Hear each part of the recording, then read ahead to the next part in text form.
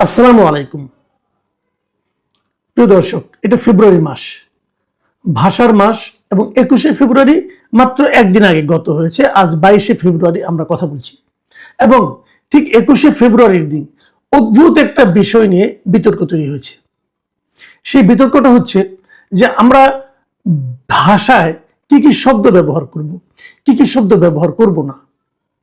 ইনকিলাব এই শব্দটাকে আমরা ব্যবহার করব, অথবা এই শব্দ যদি ব্যবহার করি তাহলে কি সমস্যা হতে পারে।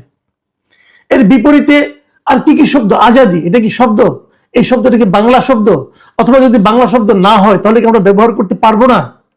এই বিতর্কটা তৈরি হলো কেন? আপনারা লক্ষ্য করবেন যে 2024-এর অগাস্টের আন্দোলনের পর আমাদের এখানে নতুন নতুন কিছু শব্দের উদ্ভব হয়েছে, এবং এগুলি বেশ উদ্ভব না আগেও ছিল, বাট এই শব্দগুলো বেশ প্রচলন করার চেষ্টা করা হচ্ছে, চাপিয়ে দেওয়ার চেষ্টা করা হচ্ছে। যেমন ইনসাফ, যেমন আজাদি, যেমন ইনকিলাব, ইনকিলাব জিন্দাবাদ, এগুলি বলা হচ্ছে বারবার। ইনকিলাব মঞ্চ হয়ে গেল, তো এইগুলো কিন্তু হচ্ছে। এখন এই শব্দগুলো কি আমরা চিনি না, আমরা জানি না, জানলে আপত্তি কোথায়, অথবা না জানলে সমস্যাটা কোথায়?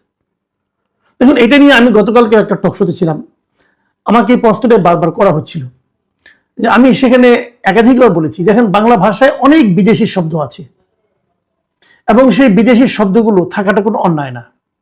সারা দুনিয়াতে সব ভাষাতেই কিছু না কিছু বিদেশি শব্দ অনুপ্রবেশ ঘটে, এবং বিদেশি শব্দ থাকার কারণে সেই ভাষাটা ক্ষতিগ্রস্ত হয় না, বরং আমার বিবেচনায় আরো সমৃদ্ধ হয়। এটা একটা স্বাভাবিক প্রক্রিয়া, সব দেশে আছে, সব ভাষাতে আছে। কিন্তু এখন বিদেশি শব্দ ঢুকলো বলে সেটা কি বিজাতীয়করণ হয়ে গেল? পৃথিবীর অন্যান্য দেশের ভাষার সঙ্গে আমাদের বাংলা ভাষার একটা বেসিক পার্থক্য হলো, আমরা এই ভাষাটাকে টিকিয়ে রাখার জন্য আমরা আন্দোলন করতে হয়েছিল, আমাদেরকে বুকে রক্ত দিতে হয়েছিল। সেটা নিয়ে নানা কাহিনী হয়েছে। 52 সালে সে ভাষা আন্দোলন, এবং আমাদের সে আন্দোলনকে স্মরণ করে সারা দুনিয়ার মানুষ এখন এই দিবসটাকে আন্তর্জাতিক মাতৃভাষা দিবস হিসাবে পালন করে। আচ্ছা, এবার আমি আজকের বিতর্কটা আসি, কেন এই বিতর্কটা তৈরি হলো। গতকালকে 21শে ফেব্রুয়ারির দিন সিরাজগঞ্জ জেলা প্রশাসনের আয়োজনে সেখানে একটা শহীদ দিবস ও আন্তর্জাতিক মাতৃভাষা দিবসের আলোচনা সভা ছিল।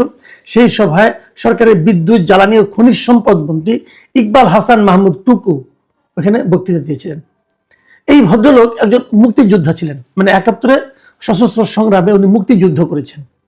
দেখুন, যে আপনি যত কিছুই বলেন, বাংলাদেশের ইতিহাসে এই মাটিতে মুক্তিযোদ্ধাদের একটা আলাদা সম্মান আপনাকে দিতে হবে। আপনি জীবনে অনেক বড় হতে পারবেন, আপনি অনেক লেখাপড়া করতে পারবেন, সারা দুনিয়ায় অনেক নাম করতে পারবেন, আপনি শান্তিতে নোবেলও পেতে পারবেন, আপনি ডক্টর ইউনূস হতে পারবেন, আপনি মুক্তিযোদ্ধা হতে পারবেন না। কারণ মুক্তিযুদ্ধ হওয়ার সুযোগ একবারই এসেছিল আমাদের দেশে, এবং সেই সময় সেই সুযোগকে যারা গ্রহণ করেছিলেন, যারা নিজেদের জীবন বাজি রেখে মাতৃভূমিকে মুক্ত করার জন্য যুদ্ধ করেছিলেন, তারাই মুক্তিযোদ্ধা। তাদের সঙ্গে অন্য কারো তুলনা করা যারা করবে তারা মূর্খ ছাড়া আমার বিবেচনায় আর কিছু না। সেই মুক্তিযোদ্ধা ইকবাল হাসান মাহমুদ টুকু উনি সেখানে বলেছেন, উনি সেখানে ইনকিলাবে একটু সমালোচনা করেছেন। উনি বলেছেন যে বাংলাকে যদি ধারণ করতে হয়, বাংলা ভাষাকে যদি মায়ের ভাষা বলতে হয়, তাহলে ইনকিলাব জিন্দাবাদ চলবে না। ইনকিলাব মঞ্চ ও আজাদির মতো এখন নতুন নতুন শব্দ শুনছি। ইনকিলাব জিন্দাবাদ, ইনকিলাব মঞ্চ, এগুলোর বাংলার সঙ্গে কোনো সম্পর্ক নেই। যারা আমাদের মায়ের ভাষায় কেড়ে নিতে চেয়েছিল, এগুলো তাদের ভাষা। সুতরাং দেশকে ভালোবেসে নিজেকে পরিশুদ্ধ করতে হবে। এসব কথা বলায় অনেকেই আমাকে ভারতের দালাল ও রয়ের এজেন্ট বানিয়ে ফেলবে। তারপরে আমি বলবো, কারণ এটা বলার জন্যই আমি জীবন দিতে গিয়েছিলাম, মুক্তিযুদ্ধে গিয়েছিলাম। ইকবাল হাসান মাহমুদের এই বক্তব্যের মধ্যে কিন্তু আবেগ আছে, এবং আমার মনে হয় কিছুটা যুক্তিও আছে। কিন্তু আমরা দেখলাম এই একই দিনে, এরপরে এই ঘটনার প্রেক্ষিতে কিনা আমি জানি না, এরপরে দেখলাম আমাদের ব্রাহ্মণবাড়িয়া থেকে নতুন সংসদ সদস্য নির্বাচিত হয়েছেন হাসনাত আব্দুল্লাহ। তিনি এনসিপির একজন নেতা, এবং সেই সঙ্গে হাসিনা বিরোধী যে আন্দোলন ছিল সে আন্দোলনেরও একজন নেতা ছিলেন। ওনাকে আমি সবসময় দেখেছি বেশ লজিক দিয়ে কথা বলেন। তিনি তার ফেসবুকে এই 21 তারিখে সন্ধ্যা 6টা 16 মিনিট মানে ইফতারের একটু পরেই একটা পোস্ট দিয়েছেন, এক লাইনে দুটো শব্দ মাত্র। সেখানে লিখেছেন ইনকিলাব জিন্দাবাদ, লাল ব্যাকগ্রাউন্ডের মধ্যে বড় করে লিখেছেন। এবং এটা নিয়ে বেশ আলোচনা হয়েছে, প্রচুর লোক, প্রায় আমি এই যে এখন একটু আগে আমি দেখলাম প্রায় 9,94,000 লোক এটা রিয়েক্ট করেছে, এর সঙ্গে কেউ পজিটিভ কেউ নেগেটিভ। আবার 1,37,000 কমেন্টও পড়েছে, আবার কেবল 37,000 শেয়ারও হয়েছে, বিশাল ব্যাপার। এবং তারপরে কিছুক্ষণ পরেই উনি, এখন থেকে 19 ঘন্টা আগের কথা বলছি, উনি এই হাসনাত আব্দুল্লাহ আরেকটা ফেসবুকে স্ট্যাটাস দিয়েছে, পোস্ট দিয়েছে। সেখানে এই ইকবাল হাসান মাহমুদ টুকুর একটা ছবি দিয়ে, একটা ভিডিও দিয়ে, যে জুলাইয়ের পরে উনি যখন দেশে ফিরলেন তখন উনি কি বলেছেন সেগুলো বলছেন। তার সঙ্গে লেখা ছিল যে জুলাই আন্দোলনের পরে এসে এই নেতা ইনকিলাব জিন্দাবাদের বিপক্ষে অবস্থান নিতেছে, ছাত্র জনতা তোমাকে এবার দেখে নেবে ইনশাল্লাহ। তার মানে বোঝা গেল যে আগের ওই স্ট্যাটাসটা উনি দিয়েছেন বেসিক্যালি ইকবাল হাসান মাহমুদকে লক্ষ্য করেই। এর মধ্যে আরো একটা ঘটনা ঘটেছে। সেই ঘটনাটা হলো যে ডক্টর ইউনূসের যিনি প্রেস সেক্রেটারি ছিলেন মিস্টার শফিকুল আলম, তিনি একটা পোস্ট দিয়েছেন এবং ওই পোস্ট উনি ইংরেজিতে লিখেছেন, ওটা 21 তারিখে দিয়েছেন। সেখানে উনি লিখেছেন insaf is a beautiful Bangla word, so is inquilab, so are Faisala, Azadi, Jindabad and Awami and League. So is C. Lingpong.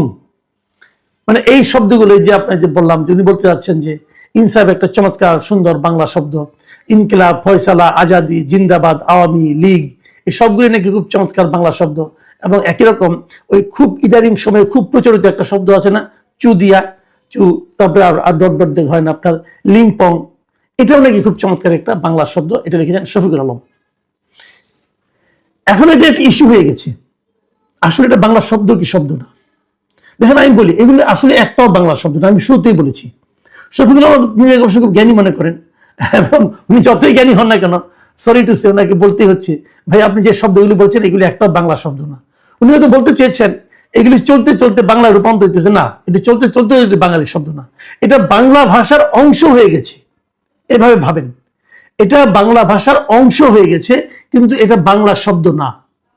আমি আপনাকে বলি, আমরা যে বাংলা কথাই বলি না, আমাদের কথায় কিন্তু প্রচুর, আমি আগেও বলেছি, প্রচুর বিদেশি শব্দ আছে। কত শব্দ আছে একটা হিসাব আপনাকে আমি দিই। ডক্টর এনামুল হক, ডক্টর মোহাম্মদ এনামুল হক খুব বিখ্যাত একজন ভাষাবিদ ছিলেন, তিনি একটা হিসেব দিয়েছিলেন। উনি বলেছিলেন এই বাংলা ভাষায় যত শব্দ আছে তার মধ্যে 25% শব্দ হচ্ছে তৎসম শব্দ। তৎসম শব্দ মানে এগুলো সংস্কৃত থেকে এসেছে সরাসরি, আর 5% হলো অর্ধ তৎসম শব্দ, এবং 60% হলো তদ্ভব শব্দ। মানে তদ্ভব শব্দ সবচেয়ে বেশি। এই তদ্ভব শব্দগুলি কি আসলে একটু বলি, সবাই জানেন তবু আমি একটু বলি আর কি। তদ্ভব শব্দ হচ্ছে এই শব্দগুলোর মূল শব্দটা সংস্কৃত ভাষায় আছে, কিন্তু সেখান থেকে চেঞ্জ হতে হতে হতে হতে সেটা অপভ্রংশের মাধ্যমে পরিবর্তিত হয়ে এখন বাংলায় এসে গেছে। এটা হলো তদ্ভব শব্দ। তার মানে এটাকে আপনি অনেকটা বাংলা শব্দ ধরতে পারেন। আর এর বাইরে বিদেশি শব্দ আছে 8%। টোটাল যা শব্দ আছে আমাদের তার 8% হচ্ছে বিদেশি শব্দ, এবং একদম খাঁটি দেশি শব্দ যেটাকে বলা হয়, এই দেশি শব্দ আছে মাত্র 2%।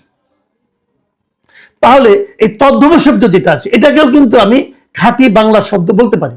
তো তদ্ভবের 60% আর দেশি 2%, এই 62%কে আপনি ধরতে পারেন এটা বাংলা শব্দ। আর 25% তৎসম, 5% অর্ধ তৎসম এবং 8% বিদেশি শব্দ আছে। এই সবগুলি মিলিয়ে কিন্তু বাংলা ভাষা চলছে। বাংলা ভাষায় মোটামুটি শব্দের সংখ্যা 1,20,000-এর মতো আছে। তো এই জায়গায় 8% কিন্তু অনেক বিদেশি শব্দ থাকবে। এবং আমি সংস্কৃত বলি, সংস্কৃত শব্দটাকে আপনি ভাবতে পারেন এটা তো আমাদের খাঁটি বাংলা না, এটা সংস্কৃত ভাষা থেকে আসছে, কাজে সেটাকে আপনি বিদেশি ধরতে পারেন। ধরেন যে শব্দ কতগুলি আপনার আছে, কতগুলি আমার আছে, কি হয়েছে না হয়েছে এটা কিন্তু গুরুত্বপূর্ণ না।